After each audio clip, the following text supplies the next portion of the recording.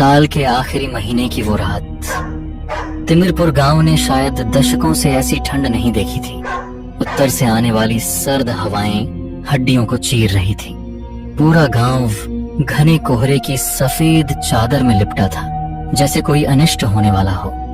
गांव की मुख्य सड़क के कोने पर गजाधर काका की पुरानी चाय की दुकान थी। कोहरे के बीच दुकान की धुंधली रोशनी और सामने जलता हुआ अलाव ही एकमात्र सहारा था। आग के पास दो पुराने दोस्त बैठे थे, रमेश और माधव। उफ, माधव भाई, ऐसी ठंड तो कलेजा कंपा दे रही है। रेडियो पर कह रहे थे कि इस बार रिकॉर्ड टूटेगा। सही कह रहे हो रमेश, अभी तो शुरुआत है, आगे आगे देखो क्या होता है। भगवान जाने गरीबों का क्या होगा। मुझे तो वो 5 साल पहले वाली सर्दी याद आ रही है, जब पेड़ों के पत्ते तक ठंड से झुलस गए थे।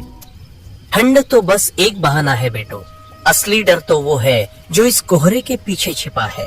इंसान प्रकृति के सामने तो बेबस है ही, पर अपनों के लालच के सामने और भी असहाय हो जाता है। आप क्या कहना चाह रहे हैं काका?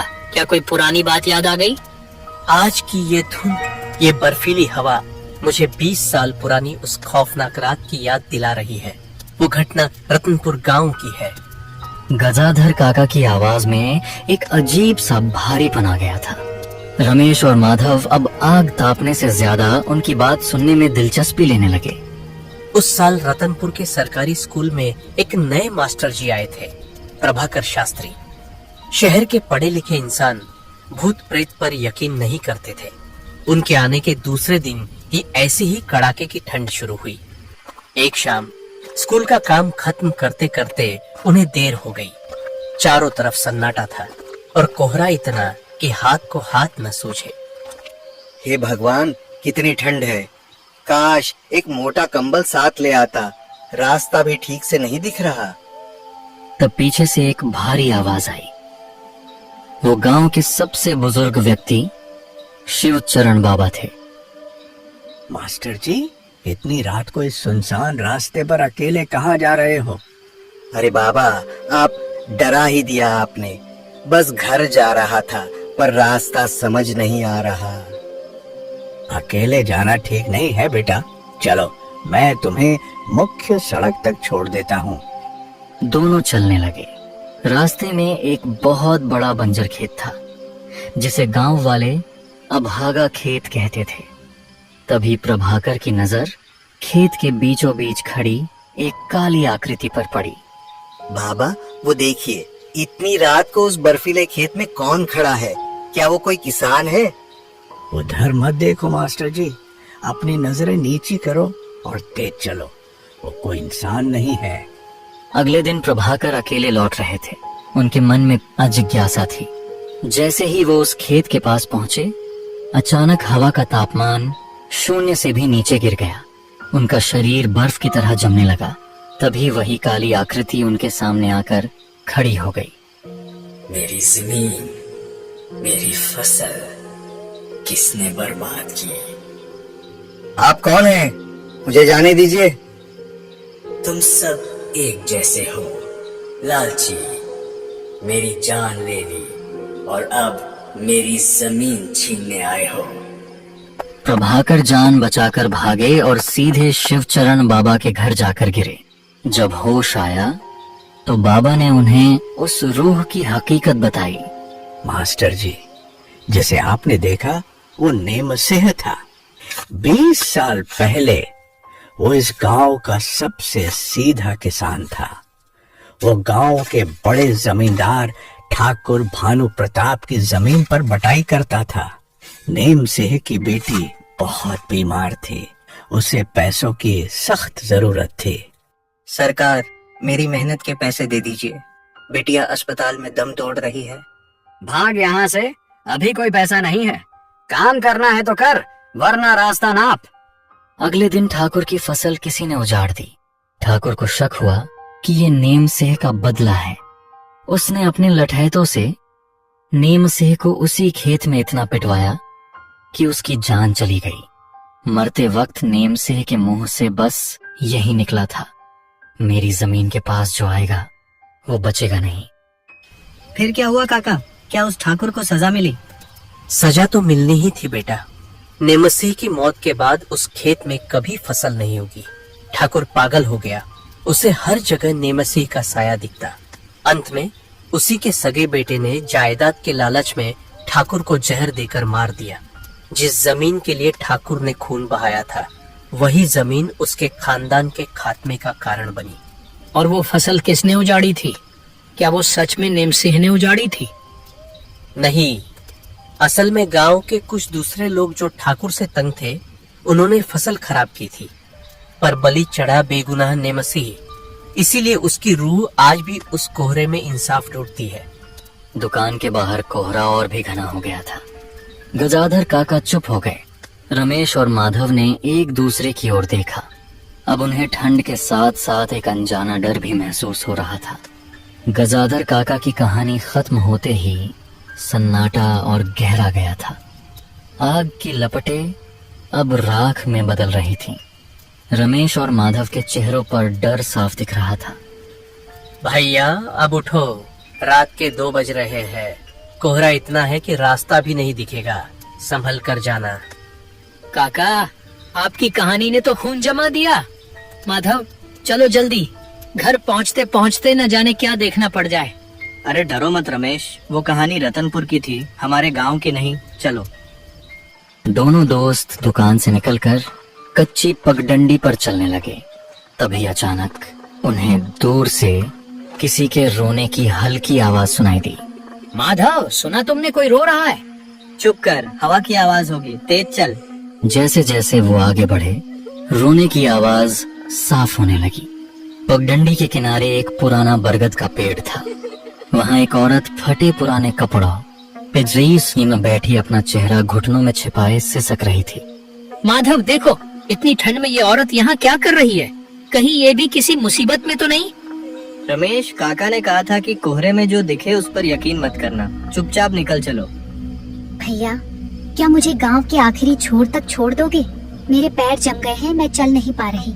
उस स्त्री का चेहरा पीला था और उसकी आंखों में एक अजीब सी शून्यता थी। रमेश का दिल पसीज गया, लेकिन माधव को कुछ गलत लग रहा था। माफ करना बहन, हम खुद बड़ी मुश्किल में हैं। तुम यहाँ कैसे आई? इससे पहले कि वो औरत जवाब देती, पीछे से एक भारी आवाज आई। छोड़ दो इसे, ये यही की है। दोनों पीछे मुड़े एक लंबा आदमी जिसने सर से पांव तक खड़ा था। आप कौन है? मैं इस रास्ते का रखवाला हूँ। तुम दोनों यहाँ क्यों रुके? क्या गजाधर ने तुम्हें नीम सिंह की कहानी नहीं सुनाई? जो इस रास्ते पर रुकता है वो हमेशा के लिए यही का होकर रह जाता है। भागो रमेश, ये इंसान नहीं है। रमेश और माधव पागलों की तरह भागने लगे। कोहरे की वजह से उन्हें समझ नहीं आ रहा था कि वो किधर जा रहे हैं। भागते भागते अचानक माधव का पैर एक पत्थर से टकराया और वो गिर पड़ा। आह रमेश, मेरा पैर, मुझे छोड़कर मत जाओ। रमेश पीछे मुड़ा माधव को उठाने के लिए, लेकिन जो उसने देखा उससे उसकी चीख निकल गई। जिस औरत को उन्होंने पेड़ के नीचे देखा था, वो अब माधव के बिल्कुल पीछे खड़ी थी, लेकिन उसके पैर जमीन पर नहीं थे और वो काला कंबल वाला आदमी धीरे धीरे उनकी ओर बढ़ा। ठाकुर भानु प्रताप ने मेरा घर उजाड़ा था। आज मैं किसी का घर बसने नहीं दूंगा। हमारा उस ठाकुर से कोई लेना देना नहीं है, हमें जाने दो। तब अचानक वातावरण में एक तेज रोशनी हुई। गांव के मंदिर की आरती का घंटा बजने लगा। कोहरा धीरे धीरे छटने लगा। जैसे ही मंदिर की आवाज उन तक पहुंची, वो दोनों साये धुएं की तरह हवा में विलीन हो गए। सुबह जब गांव वाले उस रास्ते से गुजरे तो उन्होंने रमेश और माधव को बेहोश पाया। उन्हें होश में लाया गया। जब उन्होंने अपनी आपबीती सुनाई तो गांव के बुजुर्गों ने एक चौंकाने वाला सच बताया। लेकिन काका, हम तो गरीब हैं, हमने तो किसी पर जुल्म नहीं किया। उसकी रूह अब अंधी हो चुकी है। वो बस बदला लेना चाहता है हर उस इंसान से जो जिंदा है। रमेश और माधव उस खौफनाक रात से बच तो गए थे, लेकिन उनके जहन में गहरे घाव छप गए थे। गांव के बुजुर्ग की बात ने उनके मन में से एक नया शक पैदा कर दिया था। आखिर गजाधर काका ने उन्हें आधी कहानी क्यों सुनाई? उन्हें उस रास्ते पर जाने से रोका क्यों नहीं? माधव, क्या तुमने गौर किया? उस रात जब हम गजाधर काका की दुकान से निकले तो उनकी आंखों में डर नहीं, एक अजीब सी चमक थी, जैसे उन्हें पता था कि हमारे साथ क्या होने वाला है। वही तो मैं भी सोच रहा हूँ रमेश। और वो काला साया, उसने कहा था कि वो बदला लेना चाहता है, लेकिन गजाधर काका तो उस गांव के ही नहीं है। फिर उन्हें नेमसिंह के बारे में इतना सब कैसे पता? जिज्ञासा और डर के बीच झूलते हुए दोनों ने तय किया कि वे सच का पता लगाकर रहेंगे। वे चुपके से गजाधर काका के घर की ओर निकल पड़े, जो गांव के बिल्कुल आखिरी छोर पर एक पुरानी कोठरी थी। काका दुकान पर थे। रमेश और माधव उनकी कोठरी के पास पहुंचे। दरवाजा आधा खुला था। जैसे ही वे अंदर दाखिल हुए, वहां का मंजर देख उनके पैरों तले जमीन खिसक गई। ये क्या है रमेश? यहाँ देखो। कोठरी की दीवार पर एक पुरानी धुंधली तस्वीर टंगी थी। तस्वीर में 3 लोग थे। एक लंबा रौबदार आदमी, ठाकुर भानु प्रताप, एक सीधा सादा किसान नेम सिंह, और उनके बीच खड़ा एक नौजवान लड़का जिसके हाथ में लठैतों वाली लाठी थी। माधव, इस लड़के की शक्ल देखो। ये तो जवान गजाधर काका हैं। तब पीछे से एक भारी और ठंडी आवाज आई। देख लिया तुम लोगों ने, सच ज्यादा देर छिपता नहीं है।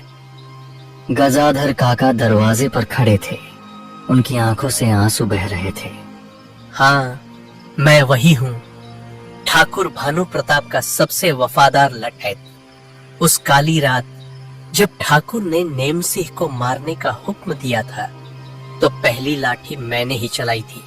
तो आपने हमें उस रात मरने के लिए भेजा था? क्या आप अब भी ठाकुर के लिए काम कर रहे हैं? नहीं, मैं पिछले 20 सालों से घुट घुट कर जी रहा हूँ।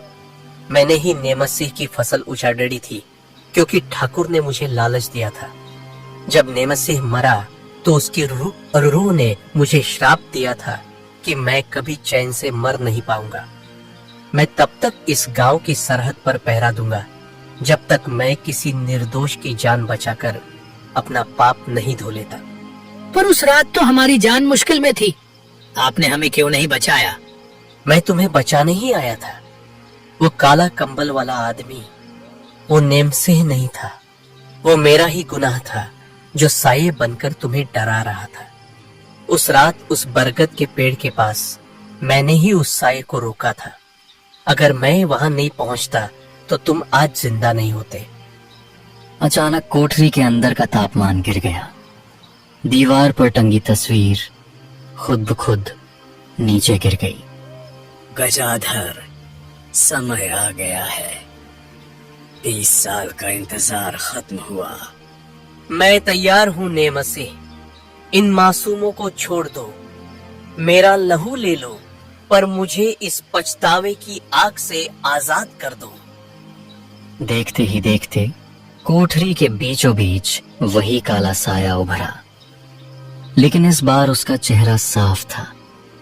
वो नेम सिंह ही था, पर उसकी आंखों में गुस्सा नहीं, बल्कि एक अजीब सी शांति थी। तुमने आज सच बोलकर अपनी आत्मा को हल्का कर लिया गजाधर। पश्चाताप ही सबसे बड़ा दंड है। अब चलो मेरे साथ। रमेश और माधव ने डर के मारे आंखें बंद कर लीं। जब उन्होंने आंखें खोली तो कोठरी खाली थी। गजाधर काका गायब थे। सब खत्म हो गया रमेश, काका चले गए। अगले दिन पूरे गांव में शोर मच गया। गजाधर काका की दुकान लावारिस पड़ी थी। लोग कहने लगे कि काका कहीं चले गए, लेकिन रमेश और माधव जानते थे कि उन्हें उनकी मंजिल मिल गई है। तिमिरपुर में अब भी कोहरा छाता है, लेकिन अब उस कोहरे में कोई डरावनी आवाज नहीं आती। लोग कहते हैं कि अब उस रास्ते पर एक बूढ़ा आदमी हाथ में लालटेन लिए मुसाफिरों को रास्ता दिखाता है। शायद गजाधर काका अब भी अपना प्रायश्चित कर रहे हैं, अब डराकर नहीं बल्कि राह दिखाकर। तो दोस्तों, ये थी कत्लगाही की पूरी कहानी। याद रखिए, इंसान मर जाता है मगर उसके कर्म साये बनकर उसका पीछा कभी नहीं छोड़ते।